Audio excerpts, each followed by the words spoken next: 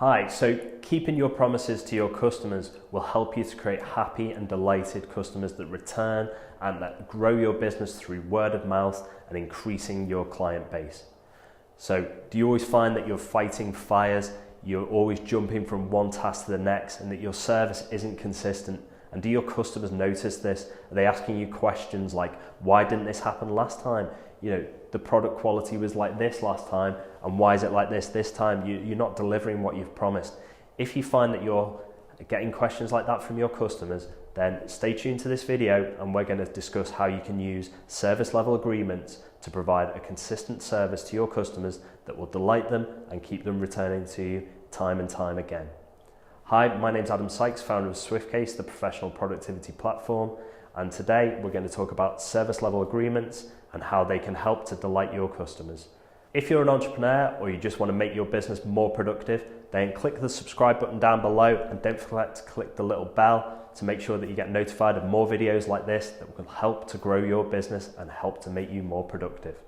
So, when you've got a customer and you are going into a new business, into a new contract with them, you want to make them a promise. You want to make them a commitment that you're going to deliver a certain level of service or a certain quality of product, and you want to make sure there's that famous phrase, you want to under promise and over deliver.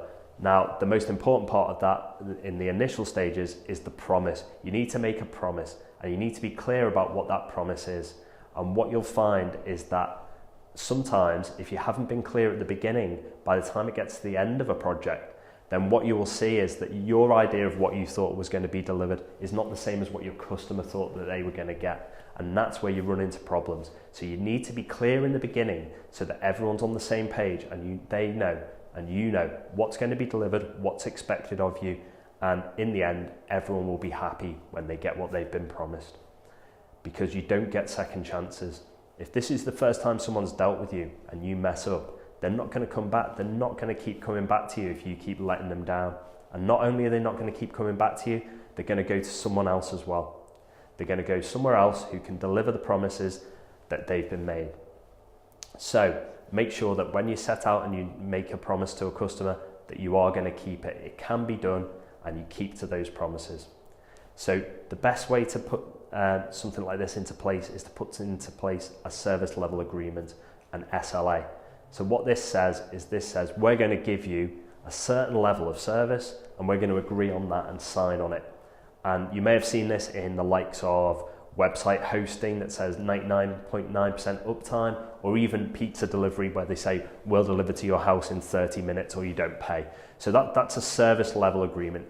The 99% uptime or the 30 minutes, that's the service level. And if the agreement is you don't pay if we don't hit that service level, or there's some kind of penalty or reward, etc., for hitting those targets. And then when you've got one of those in place, both yourself and the customer know what you're working to. Now, obviously, if you put a target in place, you then need to be able to measure it. So you need to make sure that the targets you put in are measurable. So whether they're numbers of uptime, certain quality levels, time scale, so you're going to deliver within a certain time scale. All of these things make great service level agreements. If it's something a bit woolly and fluffy, you can't really pin it down, you can't put a number to it, then it's not going to make a great service level agreement. So make sure it's measurable. And then once you've got something that's measurable, you can improve that. So what gets measured gets improved.